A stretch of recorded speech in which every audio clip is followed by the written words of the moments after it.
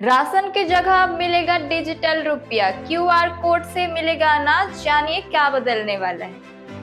नमस्कार, आप देख रहे हैं भारत का आईना। सोचिए आप हर महीने की तरह राशन की दुकान पर गेहूं और चावल लेने पहुंचे हैं, लेकिन इस बार दुकानदार आपको अनाज देने से पहले कहता है कि कैश नहीं, क्यूआर कोड स्कैन कीजिए।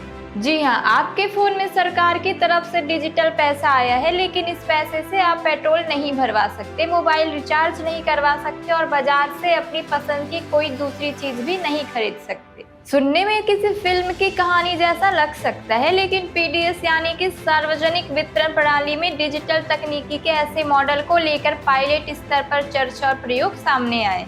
अब सबसे बड़ा सवाल, क्या देश में मुफ्त राशन बंद होने वाला है? क्या सरकार आपके बैंक खाते में राशन की जगह पैसा भेजने जा रही है? और अगर आपके पास स्मार्टफोन नहीं है तो आपका क्या होगा? दरअसल इस मॉडल में बात सीबीडीसी यानी कि सेंट्रल बैंक डिजिटल करेंसी और उसके डिजिटल रुपए से जुड़ी है। इसे आसान भाषा में समझे तो सरकार द्वारा दी जाने वाली खाद्य सब्सिडी को ऐसे डिजिटल माध्यम से जोड़ने की कल्पना है, जिसका इस्तेमाल निर्धारित उद्देश्य यानी कि राशन खरीदने में किया जा सके। चलिए मान लीजिए पात्र परिवार के लिए 1000 की खाद्य सब्सिडी निर्धारित है।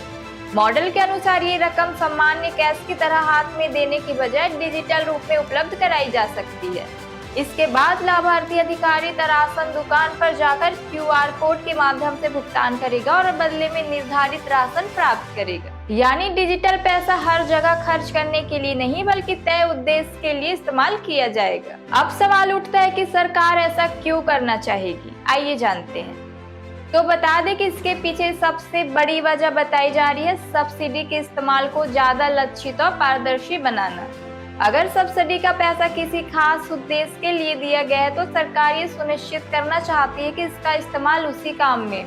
बात करते हैं दूसरे मुद्दे की, तो लीकेज और फर्जी लाभार्थियों पर नियंत्रण। बता दें कि डिजिटल लेन देन होने पर ट्रांजैक्शन का रिकॉर्ड तैयार होगा। इससे राशन वितरण में होने वाली गड़बड़ी और कालाबाजारी पर निगरानी बढ़ाने में मदद मिल सकती है। लेकिन यहाँ एक बात बेहद जरूरी है, इसका मतलब ये नहीं है कि मुफ्त राशन का अधिकार खत्म हो गया है। जी हाँ, बता दें आपको कि आपके दिए गए स्रोत के अनुसार चर्चा का केंद्र राशन के अधिकार को खत्म कराना नहीं, बल्कि राशन की डिलीवरी और सब्सिडी के भुगतान के तरीकों को डिजिटल बनाना है। देश में आज भी बड़ी संख्या में ऐसे बुजुर्ग, गरीब और ग्रामीण लोग हैं जिनके स्मार्टफोन, क्यूआर कोड और डिजिटल वॉलेट का इस्तेमाल करना मुश्किल हो सकता है।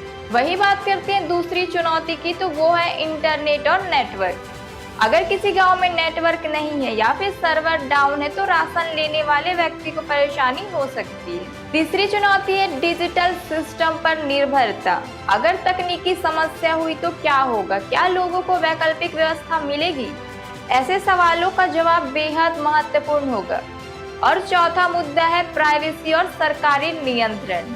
अगर डिजिटल सिस्टम के जरिए हर लेन देन का रिकॉर्ड तैयार होता है तो लोगों के डेटा की सुरक्षा और उसकी निगरानी को लेकर भी सवाल उठेंगे। लेकिन अगर ये मॉडल सफल होता है तो भविष्य में इसका इस्तेमाल सिर्फ राशन तक सीमित रहने की संभावना पर भी चर्चा हो सकती है।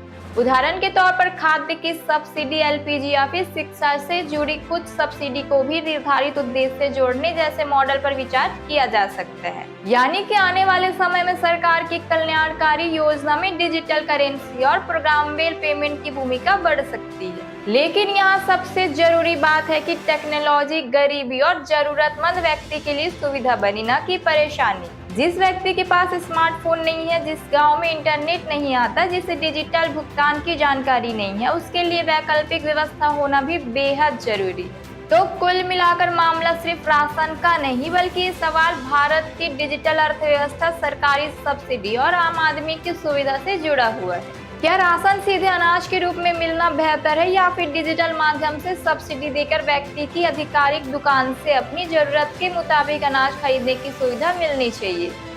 आपकी क्या राय है? हमें कमेंट करके जरूर बताइएगा।